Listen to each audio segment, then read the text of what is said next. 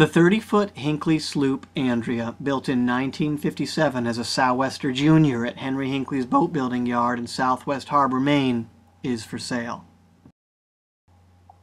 Built of wood with mahogany planks, oak frames, and spars of Sitka spruce, she's a beautiful classic coastal cruiser, kicking along at 7 knots in a good breeze under her Nat Wilson mainsail and an oversized Fortune jib on a Furl-X furling and reefing system. She's got a dependable 3-cylinder universal diesel of 21 horsepower, which has been steadily pushing it through the water since it was installed in the mid-1980s. Although Andrea is 50 years old, she's in great shape, everything works, and she doesn't need any repairs. She's a turnkey solution to your cruising dreams, and I mean that literally. If you buy her, you can turn the key and motor off without any additional shopping or work. I've owned her since 2001, and the previous owner, a friend of my grandfather's, had her since 1973.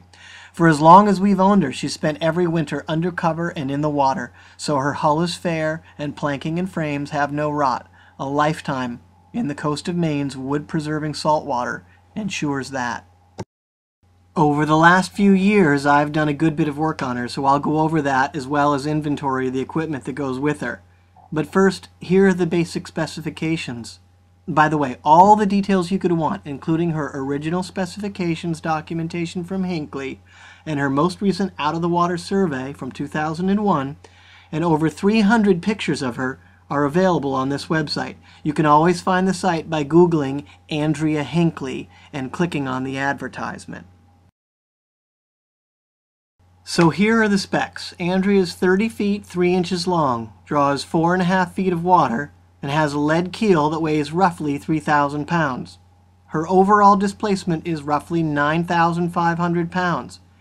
She's got a tiller, not a wheel, in her self-draining cockpit, and though I've only the main and the oversized jib as sails in the inventory, she was designed to run under a spinnaker as well, but there is no spinnaker pole now. She holds 20 gallons of diesel and 20 gallons of water. I removed another 20-gallon tank forward to make room for storage, but you could always put in another tank if you wanted to go on longer cruises. Her deck is fiberglass over marine-grade plywood, and the hatches and other brightwork are all in pretty good shape. First thing I did when I bought her was to take care of the cosmetics inside and out, top to bottom. The mainsail was handmade in 1982 by Nat Wilson of East Boothbay, Maine, and the Fortune jib and Furl-X furler were installed in 1991. Andrea has berths for 4 below decks with room for 2 more hardy souls who might want to sleep under the stars in the cockpit. She comes with a little dinghy that holds 3 comfortably and 4 on a calm day. So, sailing on a course. She's designed for single-handing. This film was shot when I soloed her up the coast of Maine in September of 2007, from Shelter Island, New York, to where she is on the dock for the winter in East Boothbay, Maine. As you can see, she's pretty steady here. This was filmed about 5 miles off the coast of Portland in 4 to 6 foot seas, 15 to 20 knot breeze, and she's happy enough in that seaway off the starboard quarter. 5 miles off the Cape. So, up in the bow on the good ship Andrea, 15, maybe 20 mile an hour breeze from the southwest. Jib is reefed to 2 points. Main is reefed.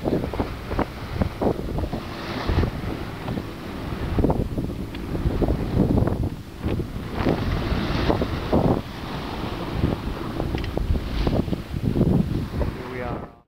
Below decks, she's got a galley with filtered running water, a powerful little propane cook stove, and a little heating stove that will burn coal and charcoal briquettes. This little tiny tot is one of the most charming details of the whole boat. It's original. There's a full set of 4 place settings and all the utensils you need for life on board, including a nice fillet knife and an oyster knife and a couple of Hinckley cocktail cups. There's a beautiful mahogany table that I have in storage, so it's not pictured here, but it is the original drop leaf table that I removed to make more room down below. I installed another little table that swings out of the way, but it's useful for cooking or charts. She's got a depth finder and handheld GPS, mounted and handheld VHF radios, scads of flashlights, life preservers, a dinghy, horns, charts from New York to Nova Scotia, all the electrical and engine goods you need to maintain those systems, and as you can see in these shots of batteries and wire, all those little items that make onboard maintenance easy. The engine has all new hoses and control cables, as well as a brand new exhaust system, and every year it's been properly winterized. The alternator is only 3 years old and a little bit overpowered, which is good, and the freshwater pump on the engine was replaced in 2001.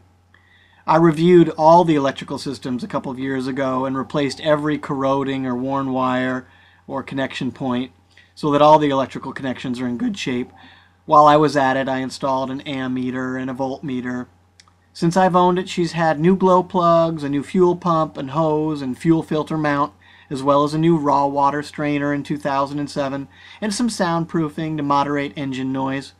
In 2006, I purchased new and installed an auto tiller, which, as you could see in the other shots, easily handles Andrea in the breeze off the beam this summer in the Gulf of Maine. The auto tiller makes single-handing even easier. You can run down and make some coffee and a sandwich, grab your boots, or put on a sweater without losing time, and it certainly makes it easier to put up and take down the Maine by yourself. It keeps the nose into the wind for you.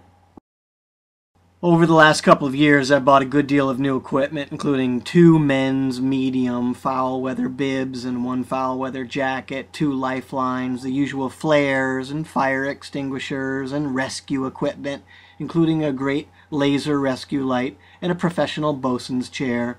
There's a carbon monoxide detector. She's got solar panels to keep the batteries topped up while you're out on a mooring, and 2 battery chargers for topping up at dockside. For musical entertainment, I recently installed an excellent marine-grade Jensen AM/FM CD player, as well as 2 speakers below and 2 all-weather speakers in the cockpit. She comes with a fisherman and a couple of Danforth anchors with plenty of line, as well as all the dock lines and fenders you'd ever need to tie her up, and all the running lights to keep her legal at night. She has 2 float-operated Rule bilge pumps, and 2 hand-operated bilge pumps to back those up, just in case.